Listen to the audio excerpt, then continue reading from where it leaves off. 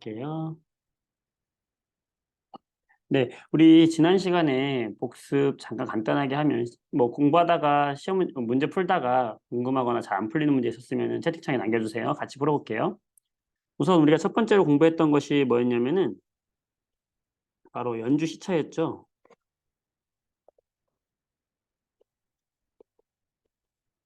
연주 시차. 연주 시차라고 하는 것은 지구가 뭐 하기 때문에 공전하기 때문에 어디를 태양 주변을 공전하기 때문에 이렇게 돌고 있다라고 이야기를 했고 그때 6개월 간격으로 어떤 별을 봤을 때 우주에 있는 별을 봤을 때 어, 시간의 각도의 차이가 생긴다. 6개월 간격으로 봤더니 그죠? 공전을 통해서 6개월이 지나면 이렇게 시간의 차이가 생긴다. 그때 별을 바라봤을 때 별을 바라본 각도의 시차의 2분의 1. 요걸 뭐라고 한다? 연주 시차라고 우리가 이야기를 했죠.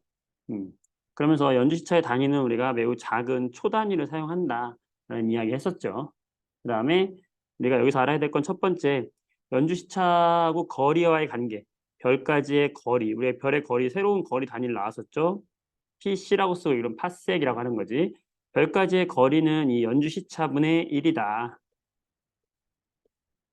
연주 시차 초분의 1이다라는 거. 그래서 연주 시차가 1초다. 연주 시차가 1초면은 1초면은 별까지의 거리는 얼마다? 1파섹이다라는 얘기죠. 그래서 여기 연주 시차가 만약에 여기가 1초야? 그럼 이 별까지의 거리를 우리는 1파섹이다라고 이제 이야기를 하는 거. 그 관계를 좀 알아야 되겠고. 그다음에 각도와의 거리, 각도 관계 우리가 1도라는 거는 60분으로 우리가 해석을 하고 1분은 또 60초로 해석을 했죠. 그래서 3600초다. 이 초 단위를 쓴다는 거. 그다음에 세 번째 100파섹 이상에 있는 별들은 측정이 불가능하다 거의. 이 정도 기억하시면 되겠죠. 자, 그다음에 이제 우리가 굉장히 중요한 별의 밝기에 대해서 이야기를 했잖아요. 그죠? 음,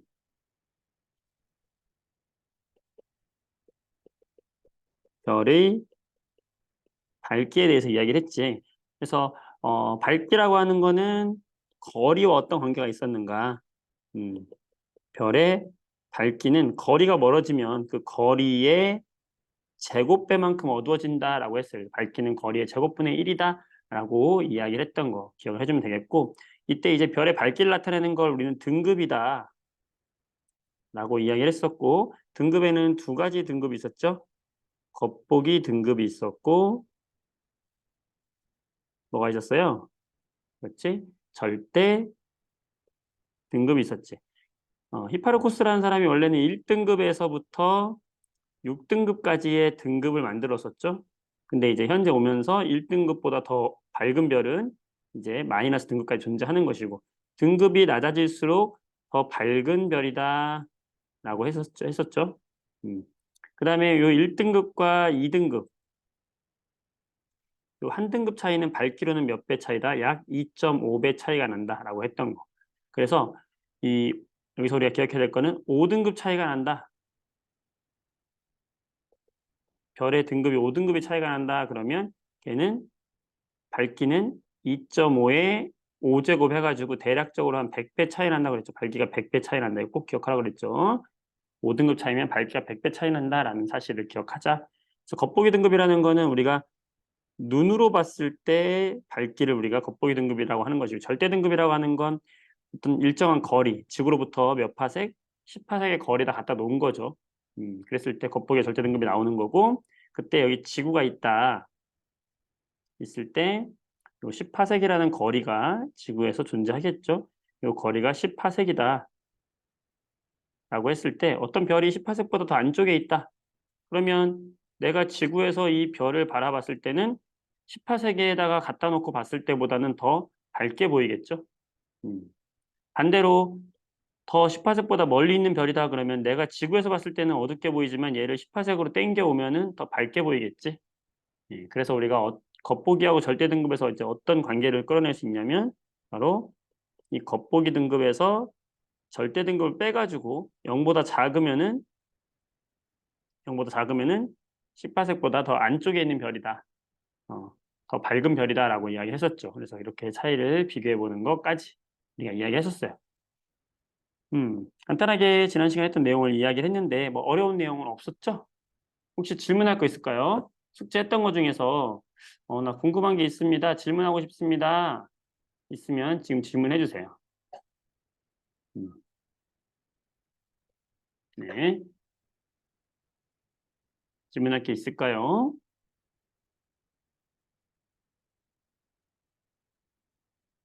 없으면은 진도를 나가도록 하겠습니다. 네. 나갈까요? 네, 좋아요. 오늘 내용은 그렇게 많지 않아요. 내용은 많지 않으니까 잘 따라오면은 쉽게 마무리할 수 있고 좀 일찍 끝나면은 좀 앞으로 돌아와서 좀 몇 문제 다시 한번 풀어보도록 할게요. 자, 이번에는 우리가 이제 별의 온도인데 표면 온도거든요. 별의 표면 온도. 이 별의 색깔을 보면은 온도를 우리가 추측이 가능하다라는 거예요. 음. 그래서 별이 처음에 탄생을 하잖아. 별이 처음에 탄생을 하면은 굉장히 푸른 별이에요. 파란색. 푸른 별. 그러니까 태어나서 젊은 별들이 색깔이 푸른색이야. 음.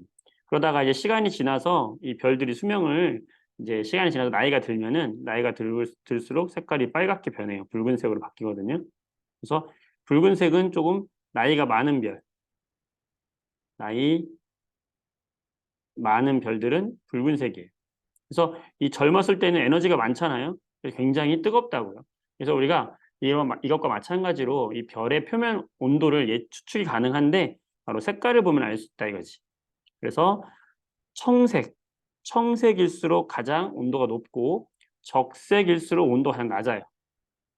그래서 지금 청색으로 갈수록 온도가 가장 높은 별이다라는 거 기억하면 되겠고 이 앞 글자를 한번 따가지고 다 외울 필요 없이 이것만 생각해 보면 돼요. 청색, 백색, 황색, 적색 이 네 가지만 하면 돼요. 청백, 황적. 자, 다 같이 청백, 황적 이것만 기억하면 돼요. 청백, 황적. 청백, 황적. 청색으로 갈수록 온도가 높다. 적색으로 갈수록 온도가 낮다. 왜 이 네 개만 하면 될까요? 이 사이는 주로 합치면 되는 거지. 청색하고 백색 사이니까 청백색이. 여기는 황색하고 백색 사이니까 황백색이에요. 어. 여기도 황적색이에요, 황적색. 황적색인데 그냥 주황색이라고 쓴 건데 황적색이라고 상관없어요. 그러니까 이런 식으로 온도가 청색에 가까울수록 온도가 높구나 정도만 기억해 주면 되겠어요. 네. 그래서 이 별들의 색깔을 통해서 우리가 온도를 추측이 가능하다. 그래서 여기 보면은 여기 베텔게우스와 리겔이라는 별이 나오는데 여기 리겔의 별을 보면요. 푸른색 별로 보이죠? 베텔게우스는 약간 주황색 별로 보이잖아. 그렇죠? 베텔게우스는 적색을 띠고 리겔은 청백색을 띠는데 따라서 온도는 누가 더 높다. 청색을 띠고 있는 리겔이 온도가 더 높다는 걸 우리가 색깔로 유추가 가능하다. 그래서 직접 이 온도를 측정할 수가 어렵잖아. 그래서 색을 보고 우리가 별의 온도를 측정을 한다. 뭐 이렇게 생각하면 되겠어요. 할 수 있죠. 별로 어려운 거 없죠? 뭐 여기 뭐 어려운 게 없으면 넘어갈게요. 자, 그다음에 여기서 나와 있는 문제들 중에서 몇 개만 풀어볼게요, 우리가. 음, 자, 뭐 14번 가볍게 한번 풀어볼까요? 14번 가볍게. 청백, 황적 이것만 떠올리면 되죠. 청백,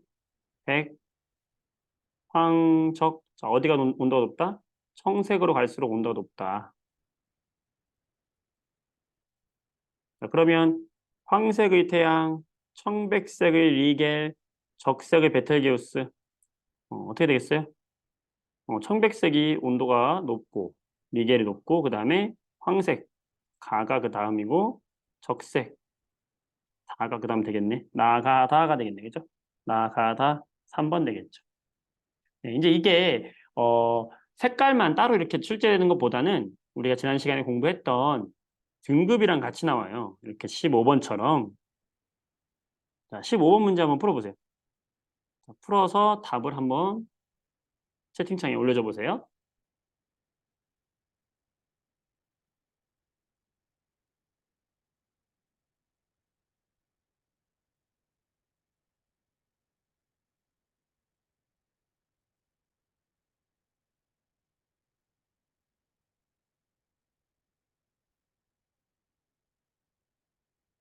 15번 같은 문제 상당히 여러 가지 종합된 문제라서 쉽지 않을 거예요.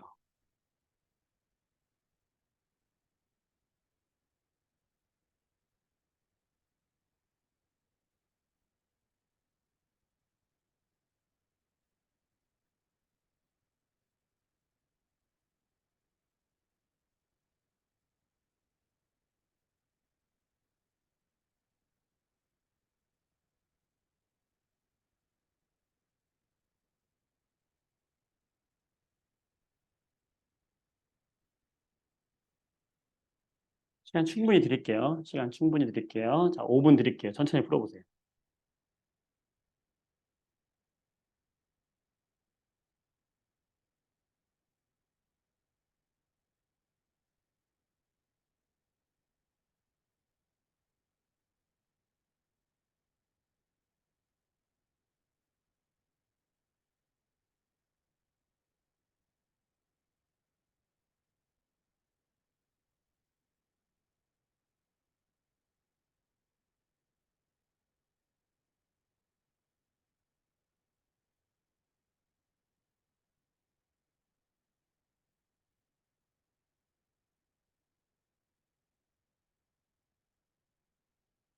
천천히 풀어보세요.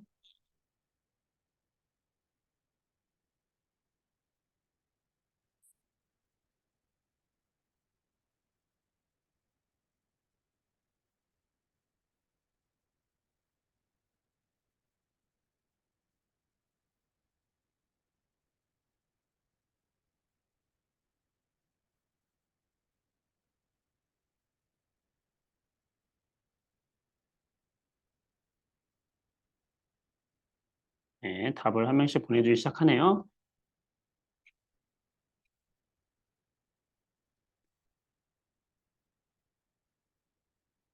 18분에 같이 풀도록 하겠습니다. 3시 18분에.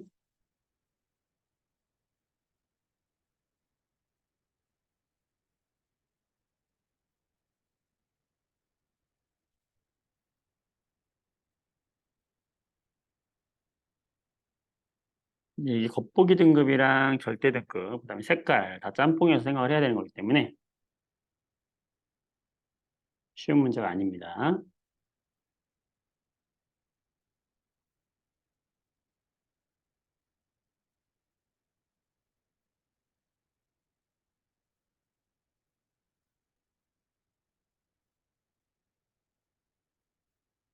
그냥 좀 더 드려볼게요. 이제 못 본 친구들이 있으니까.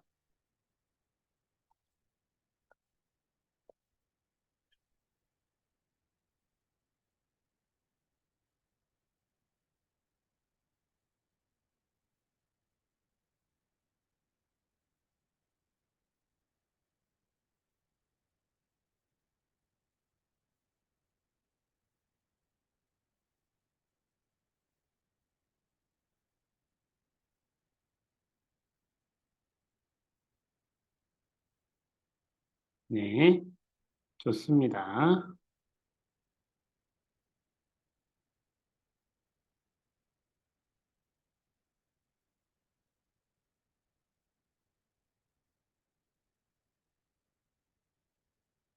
조금만 더 기다려볼게요.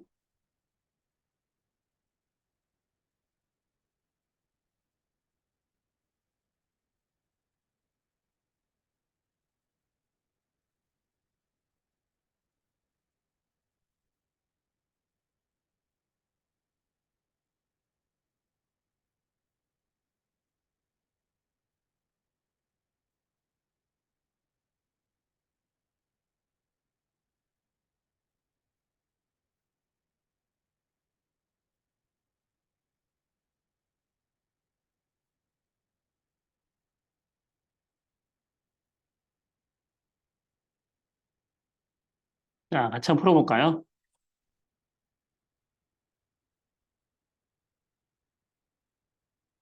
네, 같이 풀어보겠습니다.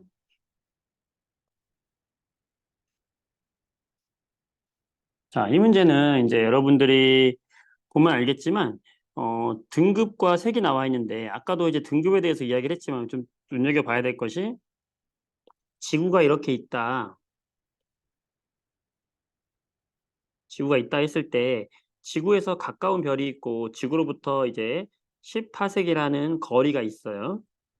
그랬을 때 10파색보다 더 가까운 별이 있다라고 하면, 이 가까운 별은 우리가 눈으로 봤을 때 더 밝게 보이니까 등급은 낮을 거죠. 어, 등급은 낮을 건 겉보기 등급은 낮게 보일 텐데 얘를 10파색이라는 거리로 실제 이제 거리를 밝기를 알아보기 위해서 10파색으로 갖다 놓으면 좀 생각보다 어두워지겠지. 중요한 건 뭐라고 그랬어요? 겉보기 등급에서 절대 등급을 빼서 이게 만약에 같다. 0이에요. 겉보기하고 절대 등급 같다는 얘기죠. 같다는 것은 어디에 있다는 거냐면 이 별이 10파색의 위치에 있다는 것이죠. 이거 이해되시죠? 10파색에 원래 있으면 겉보기 등급이나 절대 등급이나 동일하게 보이겠죠. 우리가 볼 때, 그죠? 음. 근데 만약에 겉보기 등급이 더 밝다. 더 밝다는 것은 겉보기 등급은 낮다는 말이죠.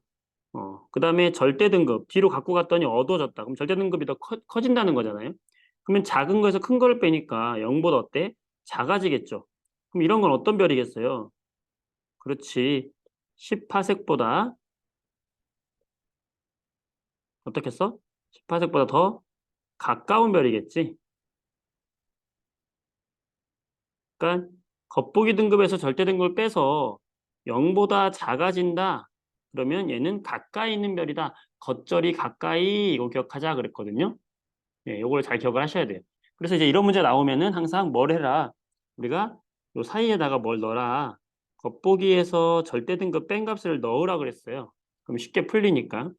그러면 A 같은 경우에는 마이너스 3에서 마이너스 1.1을 빼니까 마이너스 4.2가 되잖아요. B는요? 얘는 빼니까 뭐가 돼? 0이 되네. C는요? 마이너스 2.5가 되죠. 빼면. 겉보기에서 절대된 걸 빼는 거죠. 이렇게. 그러면 D는 플러스 2.5가 되네. 자, 그러면 여기서 A하고 C는 0보다 작으니까 얘는 10파색보다 더 가까운 데 있는 별이고. 그렇죠? 그러니까 얘를 그림으로 표현해 보면 지구가 이렇게 있다. 라고 했을 때 이 지구로부터 10파색의 거리가 있다. 라고 했을 때 요 등급 뺀 값이 가장 작은 게 누구냐면 A죠. 그러니까 A라는 별은 지구에 가장 가까이 있는 것이고 그 다음에 C라는 별은 여기쯤 있는 것이고 B는 지금 10파색 거리에 있는 거죠. 그 다음에 D는 어디 있는 거예요? 0보다 크니까 얘는 더 멀리 있다라는 거죠. 10파색보다. 그래서 요 순서대로 있다는 걸 우리가 이렇게 그림으로 생각해 볼 수 있는 거죠. 그다음에 이제 온도를 보게 되면은 온도는 청색의 온도가 높잖아요. 청백 황적이라고 했으니까 온도를 보게 되면은 여기서 별의 온도는 청색이 가장 높으니까 D가 가장 높고 그다음에 백색 전에 황백색이 있으니까 B, 그다음에 백색 C, 마지막으로 A. 이런 순서로 될 수 있다는 걸 우리가 알 수 있는 거죠. 이 두 가지를 알 수 있다는 거지. 별까지의 거리는 어떻게 된다? A가 제일 가깝고 C, 그 다음에 B, 그 다음에 D 순서가 될 것이다. 별까지의 거리를 이해할 수 있고 온도를 이해할 수 있다. 이걸 이 그림을 통해서 알 수 있게 되는 것이죠. 자, 그럼 1번. 표면 온도가 가장 낮은 거. 온도가 가장 낮은 것은 A가 적색의 온도가 가장 낮잖아요. 맞죠? 자, 그 다음 2번. 연주 시차 가장 작은 별. 자, 연주 시차 가장 작다는 것은 거리가 가장 멀다는 거죠. 거리가 가장 먼 거죠. 그죠? 왜냐면 우리가 연주 시차라고 하는 것은 거리에 반비례한다 그랬으니까. 또는 거리는 연주 시차에 반비례하는 거 똑같은 건데. 그러니까 가장 작은 별은 거리가 가장 먼 거니까 누가 되겠어요? C가 아니라 D가 되겠죠. 거리가 가장 먼 건 D가 될 것이다. 답은 2번이 틀렸네요. 자, 10파색보다 먼 거리에 있는 거 방금 했듯이 여기 D다 라고 할 수 있는 것이고 방출하는 빛의 양. 4번은 좀 헷갈릴 수 있는데 방출하는 빛의 양이 가장 많은 거. 이거 어떻게 비교해야 될까요? 바로 실제의 별의 밝기를 말하는 거예요. 빛이라는 건 밝기예요. 밝기. 따라서 얘는 뭐냐면 실제 밝기, 절대 등급을 비교하는 거예요. 그러니까 절대 등급이 방출하는 빛이 가장 밝다. 실제로 가장 밝은 별이 누구냐 이 말하고 똑같은 거거든요. 절대 등급은 가장 어떤 거? 작은 거. 누구겠어요? A가 되겠죠. 잠깐만. 아, 절대 등급 봐야 절대 등급 미안해. 절대 등급을 봐야 되죠. 여기 마이너스 2등급이니까 D가 되겠네. 맞죠? 그죠? 맞는 것이고. 자, 맨눈으로 보았을 때 무슨 등급? 겉보기 등급 봐야 되죠. 어두운 거. 어두우려면 등급은 어때야 돼요? 높아져야 되겠죠. 겉보기 등급이 가장 높아지는 걸 찾으면 되겠죠. 겉보기 등급 높은 거 B죠. 맞다. 답은 2번이 됩니다. 쉬운 문제 아닙니다. 그러니까 이런 문제가 나왔을 때 우리가 풀 수 있어야 한다라는 거죠. 잘했어요. 자, 넘어가 보겠습니다. 자, 여기 99페이지에 있는 문제들은 한번 이따가 한번 할까요? 네, 이따가 한번 풀도록 하고요. 자, 다음 넘어가도록 할게요. 100페이지 은하와 우주인데요. 자, 은하라고 하는 것은 별들이 모여서 이루어진 집단을 말하는 거예요. 별들의 집단이다. 그래서 우리도 은하에 속해 있는 거죠. 우리 태양계에 있는 별은 태양 하나밖에 없지만 그게 수십억 개가 모여 있는 거예요. 은하는. 그래서 이게 우리 은하를 보게 되면은 여기 옆에 있는 이 그림이 바로 우리가 살고 있는 우리 은하가 되겠고, 은하에는 은하 중심이 있고 우리는 이 은하 중심에서 약 한 절반 정도 태양계에 위치하고 있는 거거든요. 그래서 이 우리 은하에는 뭐가 있냐면 바로 태양이 속해 있고, 그 다음에 성간물질. 성간이라는 건 별 사이사이를 말하는 거예요. 성간물질이라는 건 별과 별 사이에 여기에 어떤 물질들이 이렇게 들어가 있을 수 있거든요. 이런 물질들이 뭐라고 하냐면 성간물질이라고 이야기하는 것이고, 성단이라는 건 오늘 이야기하겠지만 별들의 집단이에요. 별들이 모여있는 집단을 성단이라고 하는 것이고, 모여있는 거. 성운이라고 하는 건 별에서 만들어지는 근처에 있는 가스들이에요. 가스들. 구름 운자잖아요, 이게. 별의 구름. 가스 성분을 말하는 거예요. 그래서 이런 것들이 포함된 게 바로 뭐냐면 우리 은하다. 우리 은하는 위에서 봤을 때는 중심에 막대 모양이 있다고 그래요. 자, 우리 은하는 중심에 이렇게 막대 모양처럼 굉장히 강한 빛이 중심에서 방출되고 있고, 그 다음에 요 은하를 중심으로 해서 이렇게 나선형으로 별들이 막 이렇게 모여져 있어요. 그래서 이 은하를 우리 뭐라고 하냐면 우리 은하, 우리 태양계가 속해 있는 은하를 우리 은하라고 하는 것이고, 종류는 뭐냐면 막대 나선 은하다라고 이렇게 이야기하게 되는 겁니다. 그리고 우리 은하를 봤을 때는 전체 여기 지름을 보게 되면은 약 3만 파섹, 3만 파섹 정도 되고, 태양은 어디냐면은 이 우리 은하의 반지름, 즉 중간에서 요 반지름 정도의 중간 정도에 있어요. 요 반지름의 중간 정도에 우리 태양이 속해 있다고 생각하면 돼요. 그럼 어떻게 될까? 요 반은 얼마겠어요? 15,000파섹이잖아. 그럼 15,000파섹의 절반이면은 한 7,500이잖아요. 그래서 우리 나라는 약간 여기서 8,500 정도, 8,500 파섹 정도 중심에서 떨어져 있는 곳에 태양계가 있다라고 생각하시면 돼요. 그 정도 생각하면 되겠고, 한 2천억 개의 별들로 되어 있다. 굉장히 많죠. 우리 주변에서 우리 태양계라는 건 태양 하나밖에 없잖아요, 별이. 근데 그런 태양 같은 별이 2천억 개가 모여 있는 게 바로 우리 은하다라고 생각하면 됩니다. 태양계는 우리 은하의 나선 팔의 중간 정도에 들어있다라고 생각하면 돼요. 네. 그 다음 은하수가 나오는데, 은하수를 직접 본 친구들도 있을 거예요. 여기 사진 잘 나와 있는데 우리가 밤하늘을 보게 되면은 이렇게 별들이 띠 모양으로 이렇게 모여 있는 쪽이 있어요. 봤을 때. 어, 자정에 우리가 깜깜할 때 하늘을 바라보게 되면 시골 같은 데서 별이 잘 보이는 곳에 가게 되면 이렇게 은하수가 보이거든요. 그래서 이런 걸 은하수라고 한다. 음. 은하수는 이제 별자리로는 어느 자리 방향에서 보냐면 궁수자리 방향에서 많이 잘 보여요. 궁수자리 방향에다가 별표를 쳐놓고 그다음에 우리나라에서 여름철에 뚜렷하게 보인다. 여름철에 가장 뚜렷하게 보인다. 그래서 여름철에 궁수자리 방향으로 있을 때 우리가 뚜렷하게 보인다라는 거를 기억해 주면 되겠어요. 우리나라 이게 뭐냐면 우리 은하의 중심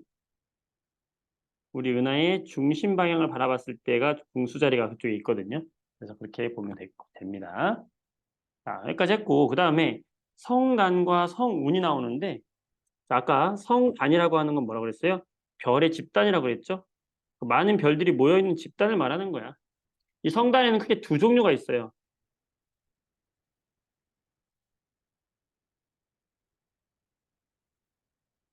성단에는 크게 두 종류가 있다. 별의 집단에는 두 종류가 있는데 하나는 지금 나온 것처럼 산계성단. 산계성단이 있고 하나는 구상성단이라고 있어. 별의 집단이긴 별의 집단이 별들이 이렇게 모여 있는 걸 성단이라고 한다 그랬잖아요. 이 산계성단은 뭐냐면 이게 흩어져 있다는 거야. 산계. 머리가 산발이 됐다. 흩어졌다는 거죠. 산계성단은 뭐냐면 이 별들이 지금 점으로 찍은 게 여기 별들이 정말 수백 개, 막 수십 개 모여 있는 건데 이 모여 있는 성단이 이렇게 많이 떨어져 있다. 이게 산계성단이에요. 산계성단. 구상성단은 이것보다 훨씬 더 밀집되어 있다. 별들이 촘촘하게 밀집되어 있다. 자, 그러면 눈으로 봐도 별들이 어디 많이 모여 있겠어요? 구상성단에 많이 모여 있는 걸 알 수 있죠. 그래서 여기 중간을 딱 기준으로 해가지고 수만 개를 기준으로 해서 수만 개보다 작은 거 수십에서 수만 개까지가 바로 뭐냐면 산계성단의 개수고 구상성단은 수만 개에서 수십만 개 다른 의미죠. 여기서 학교 시험에서 나올 때 많이 틀려요 우리가. 음. 수만 개를 기준으로 해가지고 산계성단은 수십에서 수만 개, 구상성단은 수만 개에서 수십만 개로 구성되어 있다. 이게 객관식에 잘 나오는 문제고요. 그 다음에 얘들이 자 보세요. 색깔을 보면은 산계성단은 파란색이잖아요. 그럼 젊은 별일까 나이 든 별일까? 그렇지. 얘들은 산계성단은 젊은 별들이 많아요. 젊은 별들이 이렇게 모여 있는 것이고 구상성단은 붉은색 별이 많죠. 그래서 여기는 나이가 많이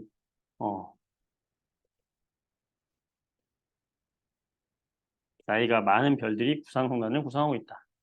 자, 그리고 마지막으로 우리나라에서 우리 은하가 속해 있는 거죠. 우리나라 옆에서 보게 되면 이렇게 원반 모양으로 생겼거든요. 이렇게 UFO처럼 생겼단 말이야. 그때 이 구상성단이 위치하는 거는 이 우리 은하의 중심 그리고 우리 은하의 바깥에 이렇게 있을 때 구상성단이 많이 위치한다. 그러니까 위치로 따지면 말로 따지면 뭐냐면 우리 은하의 중심부하고 그다음에 우리 은하의 외부에 많이 펼쳐져 있는 것이 뭐다? 구상성단이 되는 것이고 산계성단은 우리 은하의 요 팔 같은 데 많이 모여 있어요. 요 팔 같은 데 모여 있는 게 바로 누구냐? 산계성단이에요. 산계성단은 우리 은하의 팔에 있다. 한번 생각해 보세요, 여러분들. 우리 사회를 봤을 때 나이가 많은 사람들이 뭐 CEO를 하든지 중심에 많이 가 있잖아요. 또는 굉장히 많이 시골에 많이 흩어져 있잖아요. 그러니까 중심부 또는 시골에 흩어져 있는 게 나이 많은 별이다. 이렇게 생각하면 돼요. 구상성단은. 자, 그다음에 젊은 별. 우리 젊은이들은 어디에 많이 있어요? 우리 사회의 중간 계층에 많잖아. 그러니까 이 팔 중간에 많이 있다. 상계성단 이렇게 기억하시면은 좀 더 외우기가 쉬울 거예요. 되겠지? 자, 이게 뭐다? 성단이다. 별의 집단을 두 가지로 나누는데 하나는 흩어져 있냐? 상계성단이냐? 하나는 공처럼 밀집되어 있냐? 구상성단이냐? 이렇게 알 수 있게 되는 거예요. 했죠. 그 다음에 성운을 보게 되면 성운은 구름 문자거든요. 그러니까 별과 별 사이에서 이런 성간물질, 아까 가스라 그랬잖아요. 가스. 이런 가스들이 많이 모여 있어가지고 구름처럼 보이는 걸 말해요. 음. 성간물질, 가스가 많이 모여서 구름처럼 보이는 걸 말하는데 얘도 크게 세 가지가 있어요. 방출성운, 반사성운, 암흑성운, 이 세 개가 있어요. 차이점은 뭐냐면 이렇게 이제 별이 여기 옆에 그림 잘 나왔는데 음,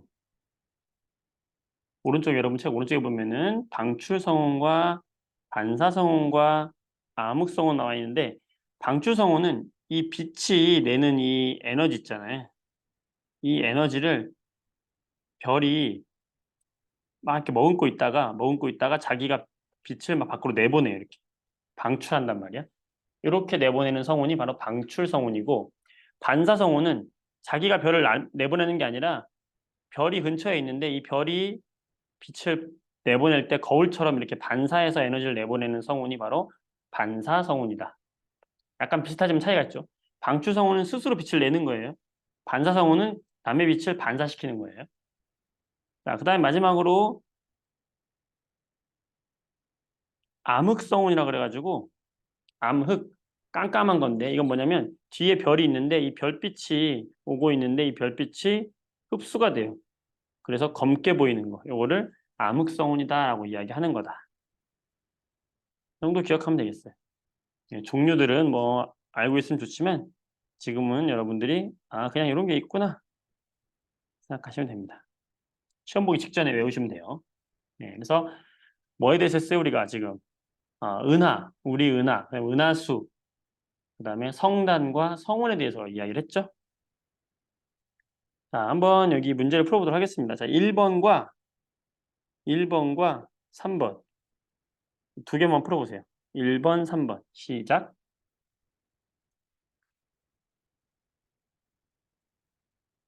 1번과 3번 문제를 풀어보자. 어렵지 않게 할 수 있어요.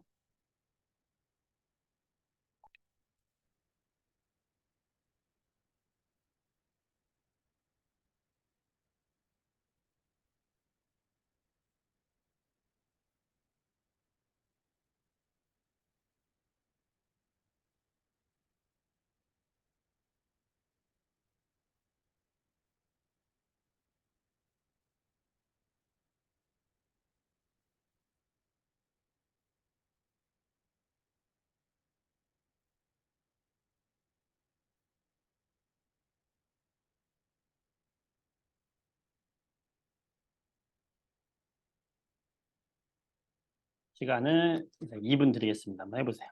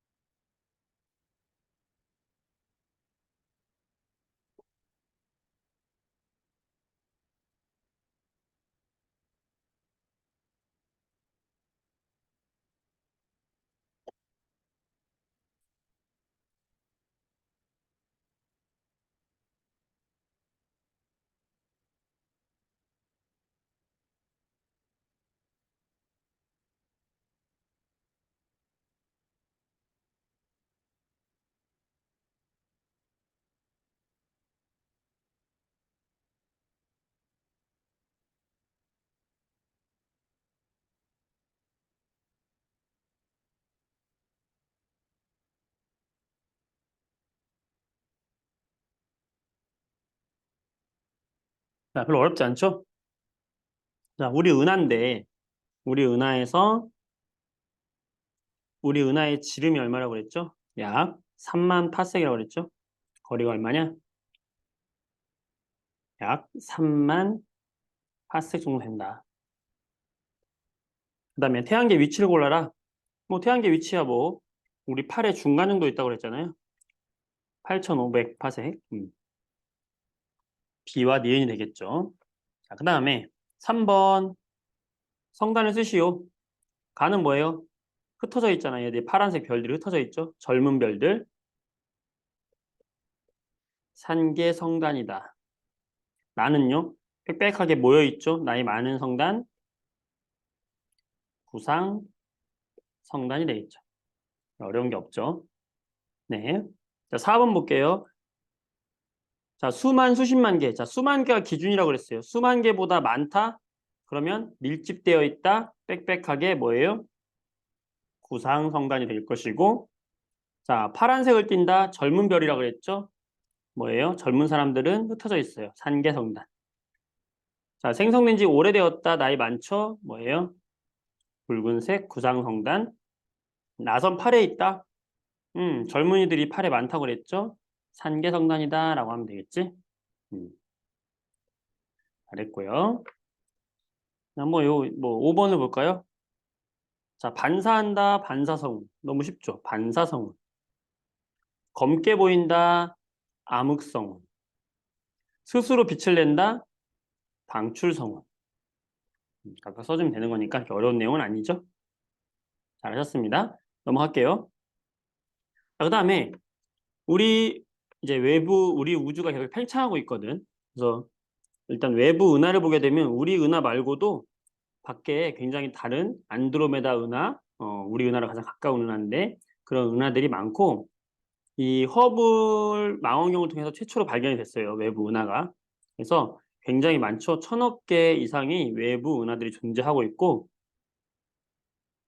막 불균질하게 있다는 건 뭐냐면 군데군데 이렇게 우리가 균일 혼합물, 불균일 혼합물처럼 불균일하게 섞여 있다. 그 말이에요. 그다음에 모양을 기준으로 분류할 수 있어요. 여러 모양이 있어요. 그러니까 우리 지금 은하처럼 나선 은하가 있고 막대 은하가 있고 이게 섞인 막대 나선 은하도 있고 막 그래요. 모양에 따라서 분류한다라는 것이고 빅뱅 우주론이라고 우리가 이야기하는데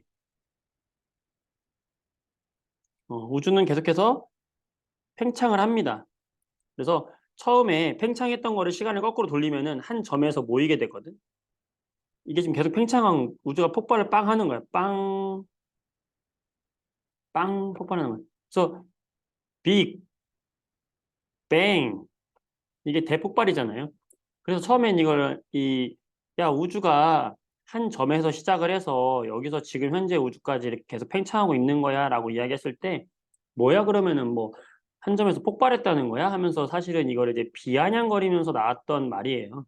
근데 이건 나중에 알고 보니까 진짜 이렇게 팽창한 게 우리가 과학적으로 입증이 되면서 빅뱅 이론이라고 이론의 이름에 빅뱅을 붙이게 된 거예요. 그래서 138억 년 전에 한 점에서 폭발이 이루어졌다라는 것이고 지금까지 계속해서 이렇게 우주가 됐다라는 것이고요. 여러분이 통합 과학을 공부하러 가면은 이 빅뱅 우주론에 대해서 좀 더 자세하게 공부를 하게 돼요. 선생님이 일단 여기서 뭐 크게 빅뱅 우주론에 대해서는 자세하게 다루진 않을게요. 그냥 빅뱅 우주론이라는 그런 것이다. 계속해서 팽창하고 있다라는 거. 계속 팽창하고 있다라는 사실을 알 수 있으면 되겠고 중요한 건 여기 위쪽에 보면은 요거 하나만 볼까요? 우주가 팽창을 하긴 하는데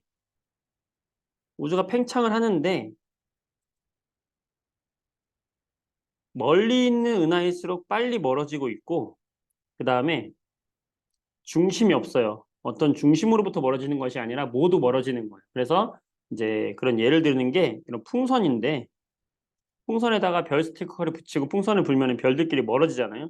계속 멀어지는데 뭐 그냥 자기들끼리 멀어지는데 중심은 없잖아요. 그죠? 그냥 멀어지는 것 뿐이지. 우주도 이런 식으로 멀어지고 있다. 특별한 중심은 없다.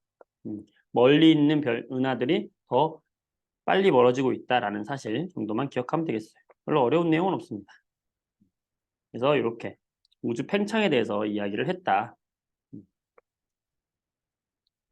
뭐 한 가지만 간단하게 한번 이야기를 해보면은 자 여기 9번의 문제 보면 이런 그 팽창의 원리 알아보기 위한 실험 모형이거든요.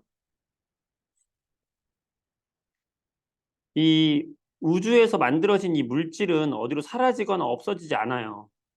얘들이 새로운 뭔가를 만들지만 이 물질 자체는 변하지 않는 거거든. 그래서 이 우주를 처음에 갖고 있던, 탄생할 때 갖고 있던 이 에너지는 그대로 불변이야. 에너지는 불변. 유지가 되는 거죠. 그럼 생각해보자. 팽창하기 전의 우주와 팽창한 후의 우주를 보게 되면 똑같은 에너지를 가지고 더 넓은 범위를 따뜻하게 데워야 될 거 아니에요? 그러면 각각의 어떤 한 지점에서의 온도는 어떻게 돼야 되니? 처음보다 낮아지겠죠? 왜냐면 똑같은 100이라는 열을 가지고 이 방을 데워야 되는데 좁은 방을 데울 때와 넓은 방을 데울 때 넓은 방이 더 추워지겠지. 그래서 이 빅뱅 이론에 따르면 시간이 지나면 우주의 온도는 어떻게 돼야 돼요? 떨어져야 돼요. 그래서 이 수학적으로 계산해 보니까 3켈빈이라는 온도까지 떨어져야 된다는 게 수학적으로 이제 계산이 됐거든.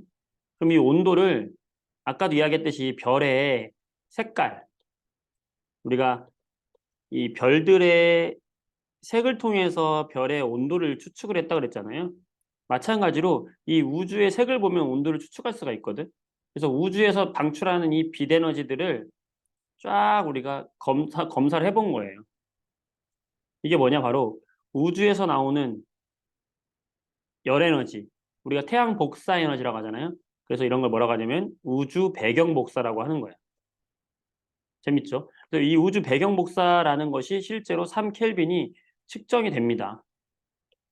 그래서 우리가 이론적으로 계산한 값과 실제 우주의 온도가 일치함으로써 진짜 한 점에서 폭발을 했고 그 처음에 그 에너지를 가지고 계속해서 팽창하고 있구나 우주가 라는 것에 강력한 증거가 되는 것이 이 하나의 우주 배경 복사라는 거를 그냥 상식으로 하나 알고 계세요. 통합 과학에서 우리가 굉장히 중요하게 다루고 있어요. 1단원에서. 그 정도 기억하고 있으면 되겠습니다. 네, 여기 뭐 문제들은 그렇게 어려운 문제가 없으니까 넘어가도록 할게요. 넘어갑니다. 네. 104페이지 보게 되면, 자, 이거는 좀 상식적인 내용인데, 그냥 쭉 한번 읽고 넘어가면 될 것 같아요. 자, 우주 탐사 활동, 우주를 탐색하고 조사하는 활동 전체를 말하는 것이고, 이 우주 이해를 할 수 있고요. 그 다음에 우리가 궁금했던 거를 알아낼 수 있으니까 좋다. 그 다음에 외부 생명체가 살 수 있는지, 그래야 우리도 가서 살 수 있으니까. 그래서 알 수 있다. 그 다음에 정말 중요한 건데, 지하 자원 채취할 수 있는 거. 앞으로 5년 안에 미국이 달에 인간을 보낸다고 하죠. 거기에 대해 우주기지를 아마 만든다는 얘기까지 지금 하고 있어요. 그 가장 중요한 이유는 뭐냐면 바로 지하 자원 때문에 그래요. 네. 자, 그다음 우리 결국에 이 지구도 우주에서 우리가 형성이 된 거기 때문에 우주를 이해하면 지구를 이해할 수 있죠. 지구를 깊이 이해할 수 있다는 거. 그다음에 이런 굉장히 중요한 건데 첨단 기술이 사용이 되면서 실생활에 이용할 수 있게 되는 거예요. 여러분들 혹시 저런 거 들어봤어요? 형상 기억 합금이라고 들어봤어요? 형상 기억 합금. 자, 이게 뭐냐면 그 우주에다가 우리가 그 우주선을 보내야 되는데 이 우주선을 보냈을 때 얘가 연료를 가지고 활동을 해야 되는데 연료가 없잖아요. 그래서 생각한 게 뭐냐면 이 우주에 가서 이렇게 안테나를 굉장히 높게 펼치면은 태양 에너지를 흡수해가지고 우리가 이제 뭐 에너지도 쓰고 이 전파를 지구로 보내기도 하고 이제 할 필요성이 있어서 이런 안테나를 지금 실어서 보내려고 해. 근데 지구에서 이런 애들을 보내면은 굉장히 부피도 크잖아요. 그래서 만들어진 게 바로 형상 기억 가끔인데 얘를 구겨가지고 어떤 주머니에 다 넣어요, 이렇게. 그럼 우주에 가서 태양열을 받잖아요, 얘가. 그럼 특정 온도가 되면은 얘가 구겨졌던 게 쫙 펼쳐지는 거예요, 이렇게. 그래서 그 모양을 기억하고 있다가 어떤 온도가 되면은 다시 그 모양으로 돌아간다. 이게 바로 형상 기억 합금이거든. 그래서 이제 우주선 올려보낼 때 이제 이 형상 기억 합금을 이용하게 됐는데 이제 이런 걸 가지고 우리가 발전을 해가지고 이제 현재 이 형상 기억 합금을 우리 인간들이 사용하고 있어요. 그래서 뭐 여러 가지 뭐 옷이라든지 아니면 기구들의 이런 형상 기억 합금이 많이 들어가고 있습니다. 어. 그래서 이게 바로 개발된 첨단 기술들을 우리 실생활에 활용할 수 있게 되는 거고, 뭐 GPS, 내비게이션 이런 거 다 마찬가지예요. 인공위성 있죠, 인공위성. 우리 지구 궤도를 공전하도록 만든 장치가 되겠고, 그다음에 우주 탐사선, 정거장, 우주 정거장. 여기에 이제 여러 우주인들이 교대로 올라가면서 임무를 수행하고 있고, 전파 망원경, 우리가 이제 허블 망원경도 있고 우주에 띄워보내가지고 이 허블 우주 망원경 있죠. 더 선명하게 지구는 대기가 있어가지고 선명하게 별을 찍을 수가 없는데 우주 밖에서 사진 찍으면 굉장히 선명하게 별들을 찍을 수가 있겠죠. 그래서 이런 것들이 있다. 처음에 이제 1950년대에 우주 탐사가 시작됐어요. 정말 놀랍게도 여러분 이제 많이 들어봤겠지만 소련에서 1957년에 최초의 인공위성을 쏴요. 자, 요거는 이름을 기억해 둘까요? 스푸트니크 1호. 이게 이제 미국 상공을 이 스푸트니크가 막 돌아다니고 있었어요. 그러니까 사람들이 보면서 얼마나 놀랬겠어요. 저기에 핵폭탄이 들어있다고 하더라. 그리고 핵을 떨어뜨린다고 하더라. 사람들이 막 겁에 질린 거야. 그래서 미국 나사에서 안 되겠다 싶어가지고 야 우리가 더 해야 돼 하면서 이제 아폴로 계획을 세워가지고 달에 보내기 시작한 거죠. 최초로 달에 먼저 보냅니다. 인공위성은 소련이 먼저 쏴 올렸고 우리는 달로 보낸다 해가지고 나사에서 달로 보낸 거죠. 그다음에 1970년대에 돼서 이제 보이저 1호와 보이저 2호가 우리 태양계를 탐사하기 위해서 발사가 돼요. 그래서 목성, 태양계 이런 거 탐사하는 거고요. 그다음에 90년대 이후에 점점 이제 우리가 뉴 호라이즌스라고 해서 명왕성 탐사위에서도 보냈고, 그다음에 여기 큐리오시티 유명하죠, 화성. 지금 큐리오시티가 화성에서 보내는 사진들 인터넷에 많이 공개가 되어 있죠. 그래서 화성에서 지금 자기 임무를 수행하고 있고요. 네. 파커 탐사선 뭐 이런 것들이 있다라는 거 기억해 주면 되겠습니다. 그래서 이제 우주 탐사를 통함으로써 기술이 많이 발달한다. 그래서 우리가 뭐 정수기, 전자레인지 이런 거, 운동 안경테 이런 거 전부 다 사실은 우주 산업을 통해서 우주인들을 위해서 만들었던 이런 것들이 우리가 이용하게 되는 거예요. 이런 것들 뭐 등등이 있더라. 인공위성 사용한다. 태풍이 왔을 때 태풍의 진로 예측하죠. 근데 이제 문제는 우주 쓰레기인데요. 이런 파편들이 많이 돌아다니고 있고 굉장히 위험하다. 이런 것들 우리가 해결해야 될 문제들이에요. 그래서 이런 식으로 우리가 우주 탐사를 하고 있다라는 사실 뭐 나와 있는 내용입니다. 쭉 읽어보면 되시겠어요? 자, 이렇게 해서 우리가 이제 단원으로는 마무리가 돼요. 그래서 문제로 보면은 자 보도록 하겠습니다. 자 106페이지. 자 106페이지 1번 문제를 한번 보면 우리 은하에 대한 설명. 자, 우리 은하를 한번 해보자. 자, 우리 은하 뭐였죠? 막대 나선 은하라고 그랬죠? 중심에 막대 모양이 있고 그 주변에 별들이 이렇게 나선형으로 있다. 그래서 막대 나선 은하고 옆에서 보게 되면은 이렇게 원반처럼 볼록한 배가 있다. 가운데. 태양은 여기 나선팔의 중간쯤에 있다고 그랬고 전체 우리 은하의 지름은 얼마다?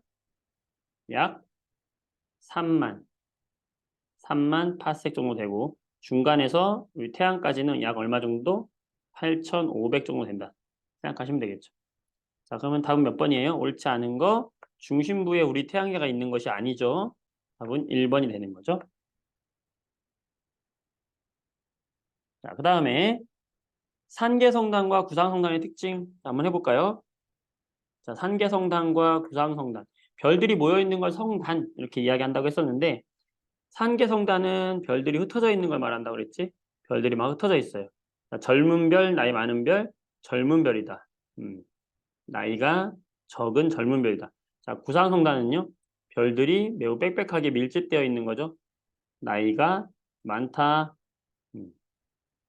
그리고 산계성단과 구상성단이 있는 위치를 좀 기억해 줘야 된다고 그랬죠. 자, 우리 은하가 있다 그러면 구상성단은 우리 은하의 중심과 외부에 구상성단이 있다라는 거. 산계성단은 우리 은하의 탈 부분에 있다라는 거.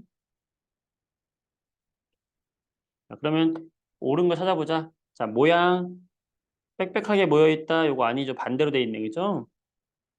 자, 별의 수 젊은 별들이 적다 그랬죠. 수만 개를 기준으로 해서 틀렸죠. 자, 산계성단은 파란색이니까 틀렸고 온도 그렇죠. 파란색이니까 온도가 어때야 돼요? 높아야 되겠죠? 4번이 맞는 말이네요. 별의 나이도 젊어야 되고요. 자, 이런 식으로 산계성단과 구성단을 구별해서 기억하는데 이걸 너무 외우려고 하지 말고 젊은 별과 나이 많은 별로 생각해가지고 특징을 기억하면은 좀 더 쉽게 오래 기억할 수 있어요. 자, 7번. 또 성단에 대한 이야기죠. 자, 가는 뭐다? 빽빽하게 모여있다. 구상성단이다. 나는요, 퍼져있다. 산계성단이다. 자, 풀어보세요. 7번 문제 풀어보세요. 3분 드릴게요.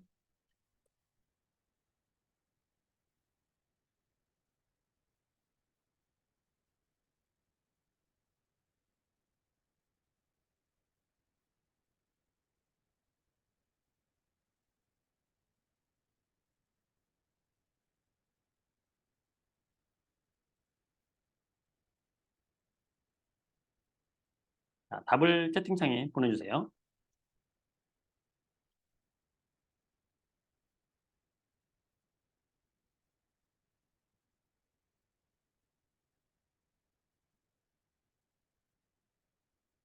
그렇죠.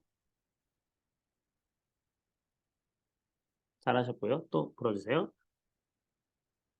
잘했습니다.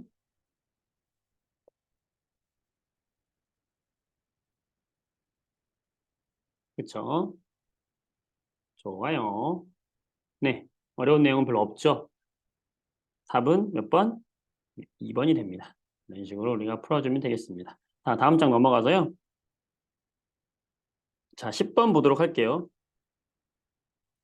자, 그림은 오리온 자리의 일부를 나타낸 것이다. 자, 이게 지금 뭐냐면 유명한 성운이거든요. 가스로 보이잖아요. 그러니까 성운이에요. 성운. 가스니까. 성운인데 성운의 종류는 세 종류가 있었죠. 뭐뭐 있어? 스스로 빛을 내는 방출 성운이 있었고 빛을 반사하는 반사 성운이 있었고 흡수해서 어둡게 보이는 암흑 성운이 있죠. 자, 지금 여기 이 말 머리처럼 생겼잖아. 얘가 바로 암흑 성운의 대표적인 애거든요. 말머리 성운이라고 그래. 말머리 성운. 이 말머리 모양으로 보이는 천체에 대한 설명, 즉 암흑 성운에 대한 설명으로 옳은 것을 골라라 이 말인 거죠. 기억, 암흑 성운이다. 암흑 성운이고요. 자, 별이 모여 있는 거 아니라 그랬죠. 별이 모여 있으면 이건 성단에 대한 설명이죠. 얘는 성운이니까 아니고 성간물질. 성간물질까지는 맞아요. 근데 반사했다. 이거는 반사성운에 대한 얘기잖아. 따라서 아니다. 답은 1번. 이렇게 쉽게 계산할 수 있다. 어려운 문제는 없습니다. 넘어갈게요. 뭐 나머지는 여러분들이 뭐 할 수 있는 거라고 생각해요. 108페이지에 중요한 문제라고 써 있는 건데 16번. 어려운 문제는 아니니까 한번 해보세요.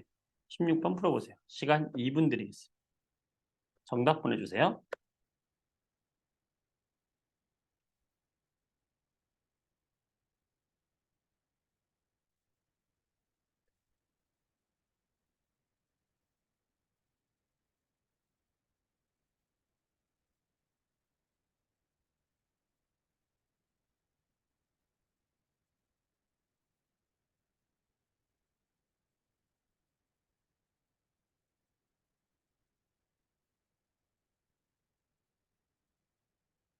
네.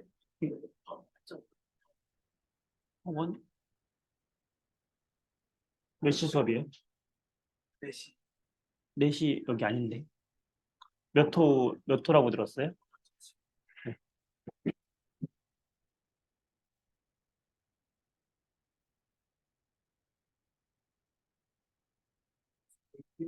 여기 2층입니다. 4층.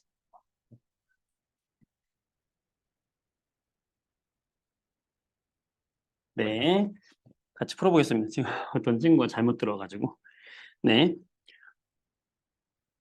자, 조심해야 될 건 뭐냐면 우주가 팽창을 하긴 하는데 이 팽창할 때 중심이 있다 없다? 없다라는 거 좀 조심을 해줘야 됩니다. 중심이 없이 멀어진다 그냥. 그래서 우리 은하를 중심으로 팽창하고 있는 것이 아니다라는 거 조심해 주시고요. 은하와 은하 사이의 거리는 점점 멀어지고 있는 건 맞죠. 그리고 멀어지는 속도도 멀리 있는 애들이 빠르다고 했죠. 맞다. 답은 4번이 되는 겁니다. 이렇게 해결하면 되겠고요. 넘어가도록 하겠습니다. 나머지 문제들은 여러분들이 그냥 뭐 풀어보면 될 것 같아요. 이렇게 해서 마무리를 지으면 될 것 같고요. 음, 여기 110쪽에 실력 탄탄 문제 보도록 할게요.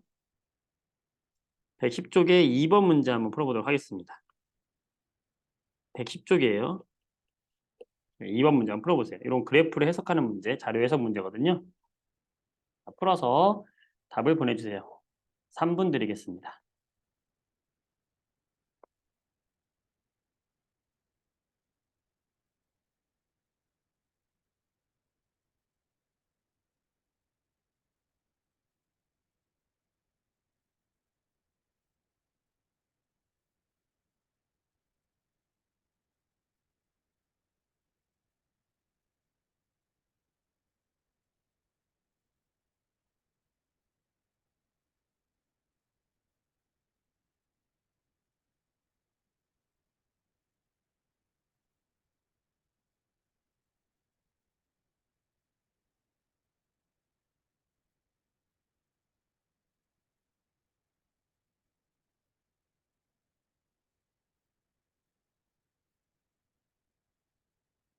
자, 우리가 조심해야 될 거 다시 한번 보도록 하면 산계성단하고 구산성단을 구별할 때 항상 이게 헷갈리잖아요.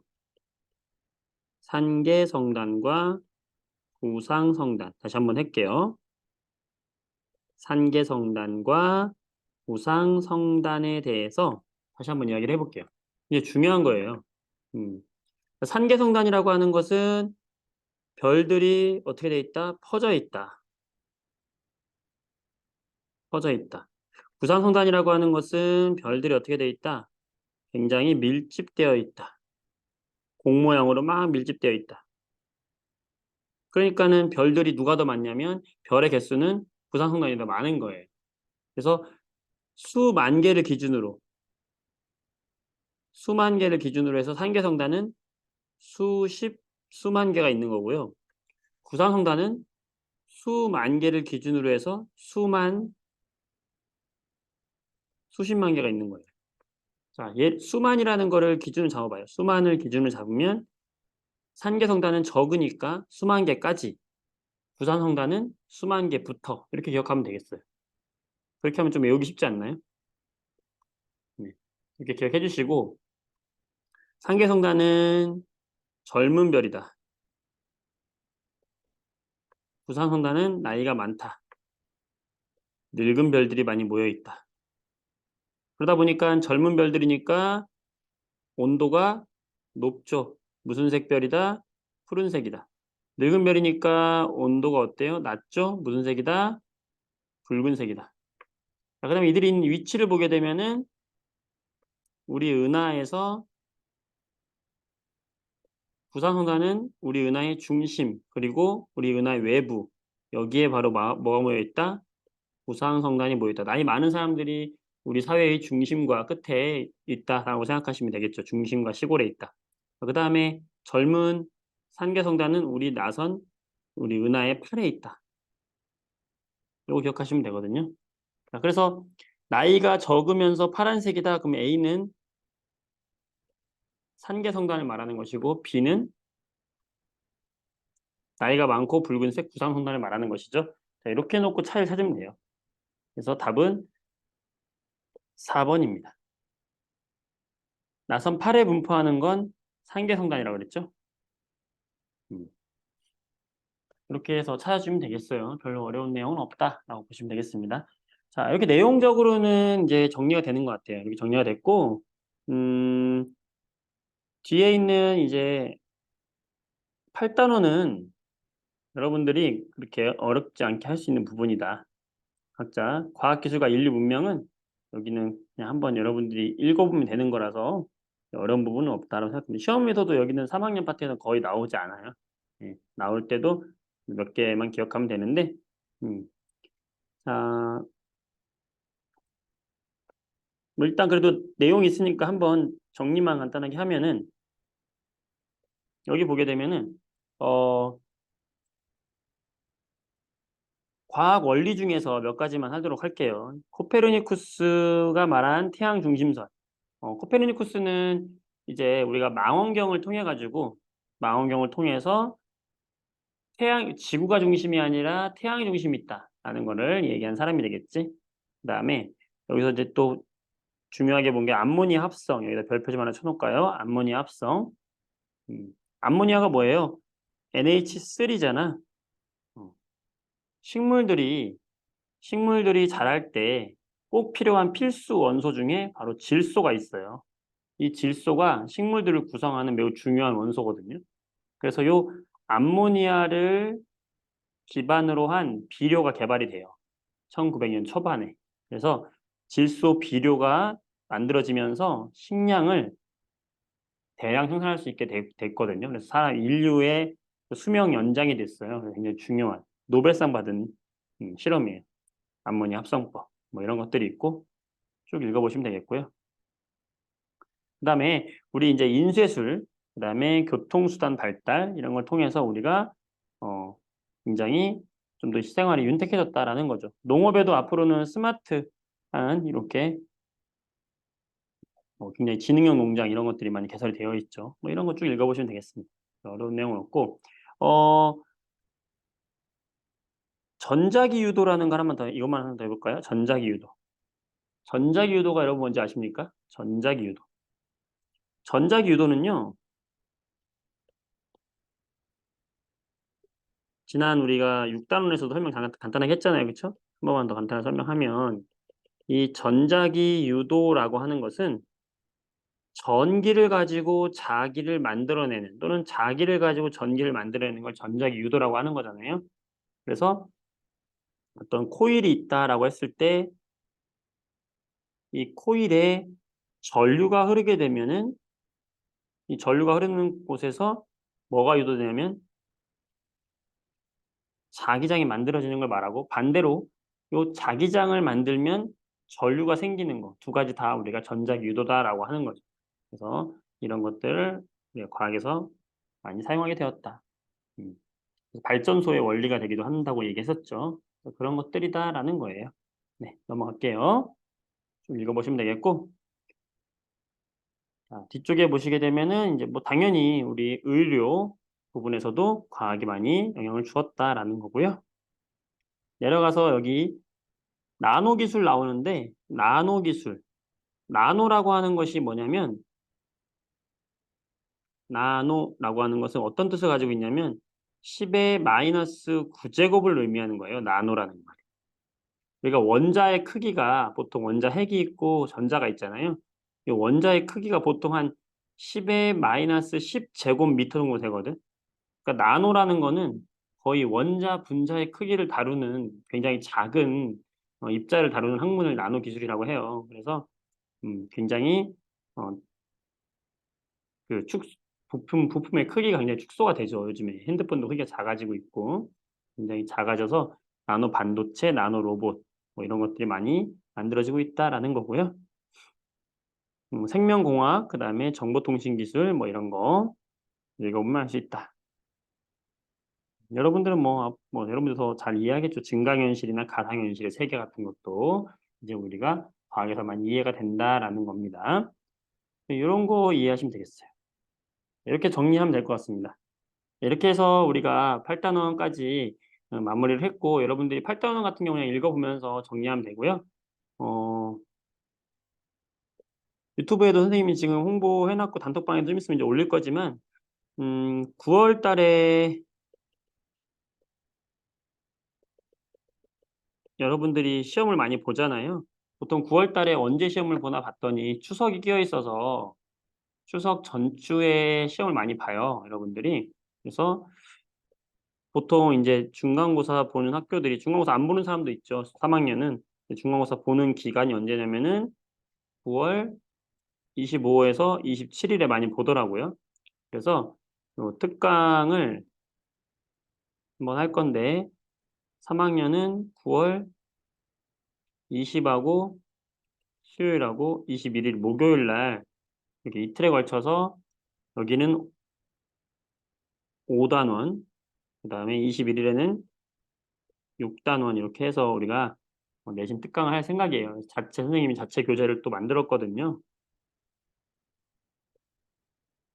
자체 교재 만들었어요. 그래서 필수 개념이랑 그다음에 예상 문제, 100문제 만들어 가지고 단원별로 이렇게 만들었거든요. 대신에 다 할 수는 없어서 5단원, 6단원 이렇게 해서 한 차씩만 1회씩만 할 거예요. 이렇게. 그래서 혹시 요거 내신 특강도 시험 보는데 한번 문제 받아보고 싶다. 요 교재는 요 특강 듣는 친구들에게 무료로 배포가 되고요.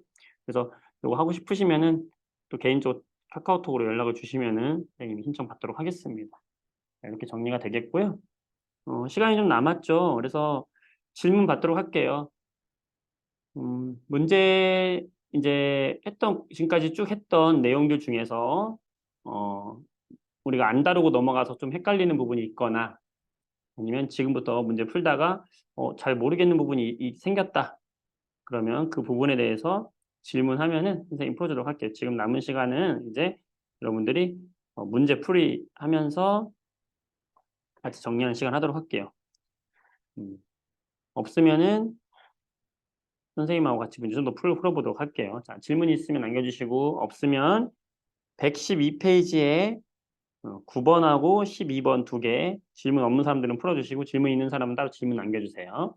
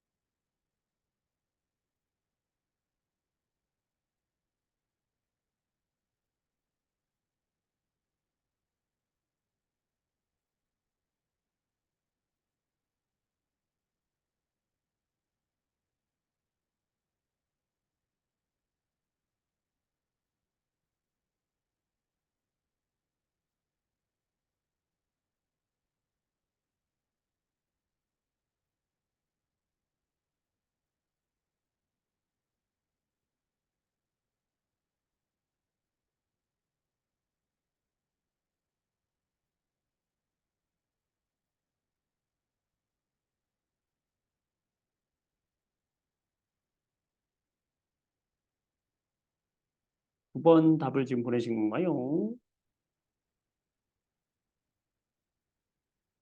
그렇죠. 음,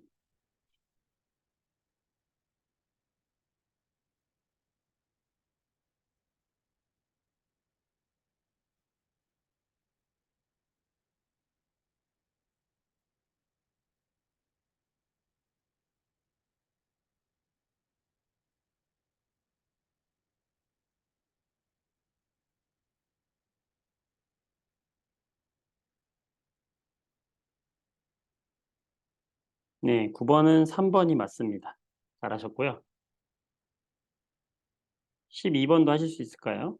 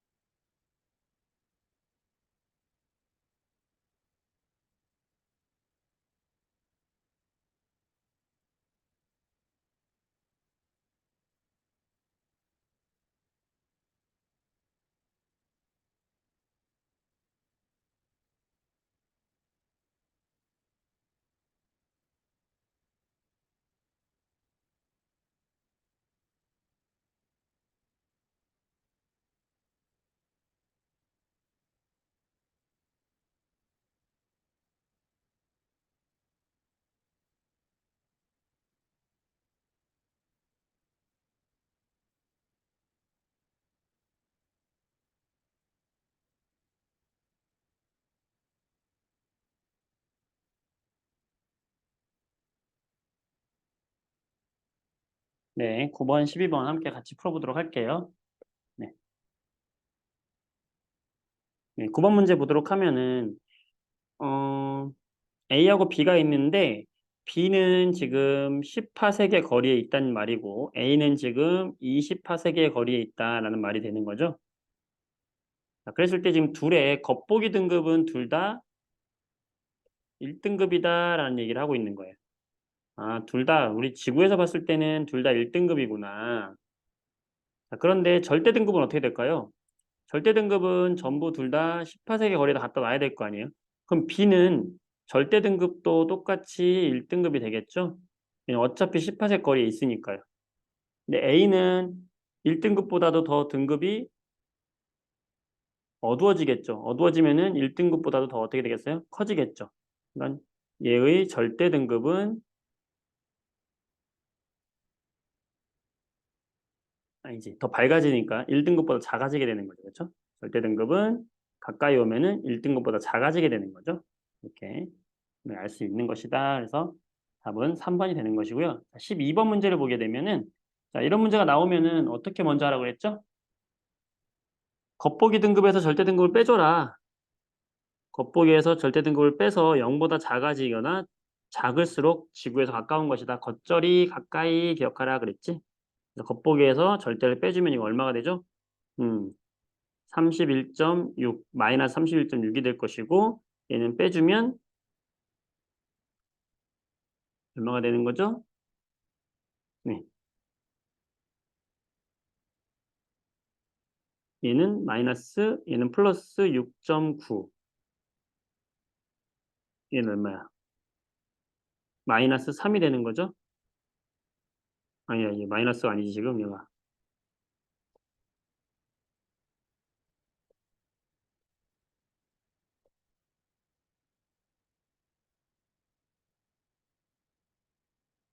마이너스 1.4가 되겠죠? 네. 그래서 그러면은 지금 둘 다 A하고 B는 18색보다 가까운 별이고 C는 18색보다 먼 별이다라는 걸 알 수 있게 되는 거죠. 그래서 기억 A는 18색보다 가까이 있다 맞는 말이고 맨눈으로 보았을 때 가장 밝게 보인다라는 것은 뭐가 겉보기 등급이 가장 낮을수록 밝게 보이겠죠. 그러니까 얘는 A가 될 것이고 B가 아니라 A가 되겠죠. 겉보기 등급이 가장 낮으니까. 자, 디귿 표면 온도 청백 황적 기억하자 그랬죠. 청백 황적 그러면 C가 가장 높은 별이 되는 것이고 A가 가장 낮은 별이 되겠네요. 답은 1번이 되겠죠. 자, 이런 식으로 겉보기하고 절대 등급 관련된 문제가 가장 많이 나오는 거지. 풀어보면 되겠습니다.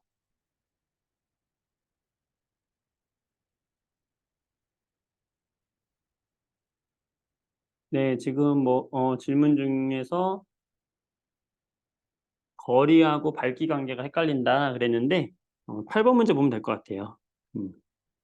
자, 우리가 별의 밝기하고 거리 관계는 어떻다고 그랬죠? 밝기는 거리의 제곱에 반비례한다.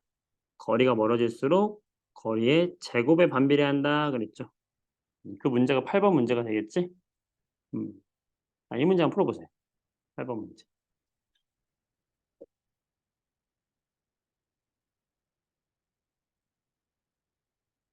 지금 8번 문제는 A에서 B로 지금 갔네요. 그럼 거리가 지금 10배 멀어졌다라고 생각하시면 되겠죠. 아, 거리가 10배만큼 멀어졌다. 그럼 밝기는 어떻게 될 것인가 한번 생각해 보세요. 밝기는 거리의 제곱에 반비례하는데 거리가 10배 늘어났다? 그러면 10의 제곱분의 1로 밝기가 되겠네. 100분의 1로 어두워지겠네. 아, 밝기는 처음에 100분의 1배가 될 것이다. 자, 이렇게 생각하고 문제를 한번 풀어보시겠어요? 힌트. 100배 어두워졌다.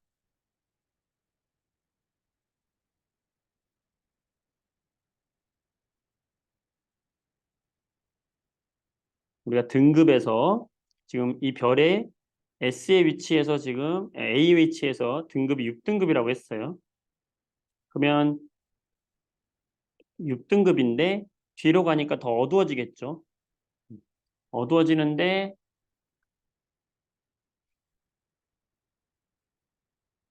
어떻게 될까요? 어두워지는데 우리가 1등급 차이. 자, 1등급 차이가 약 2.5배만큼 어두워지는 거죠. 그럼 7등급, 8등급, 9등급, 10등급, 11등급. 하나, 둘, 셋, 넷, 다섯. 다섯 등급 차이면은 우리가 몇 배 차이 난다고 그랬어요? 2.5의 5제곱배. 약 100배 차이 난다고 그랬죠? 100배만큼 어두워지면은 몇 등급이 되는 거예요? 11등급이 되겠죠? 음, 이렇게 해서 우리가 이렇게 마무리하면 되겠다. 5번. 이 정도만 할까요, 우리? 예, 마지막 시간이고 정리를 하는 단원이고 하니까 이 정도까지 하고 나머지 문제들은 여러분이 풀 수 있을 것 같아요. 질문도 따로 없는 거 보니까. 그렇죠? 네, 한 10분 정도 남았는데 우리 이렇게 마무리하고 여러분들이 7주 동안 공부하느라고 수고 많았고요. 여기도 문제 어쨌든 이 뒤에까지 해가지고 단톡방에다가 숙제해서 풀어서 인증해주면 고맙겠습니다. 이렇게 해주시면 좋겠어요. 네, 정말 7주 동안 수고 많았고 앞으로도 우리 유튜브 우리 선생님 수업을 통해서도 만났으면 좋겠습니다. 11월 달에는 통합과학 특강을 예정하고 있어요. 여러분들 그거 중3이니까 그거 얘기해 줘야 되겠구나. 여러분들 이제 기말고사 다 끝나면 11월이 될 거예요. 11월 초 11월 초에 11월 초에 통합과학 특강을 지금 하려고 하거든요. 중3 같은 경우에 통합과학 특강도 한번 생각해 보시기 바랍니다. 자, 오늘 여기까지 하도록 할게요, 여러분들. 수고 많았어요. 건강하게 잘 보내세요. 네, 고맙습니다. 고맙습니다. 수고하셨어요. 건강하세요. 안녕.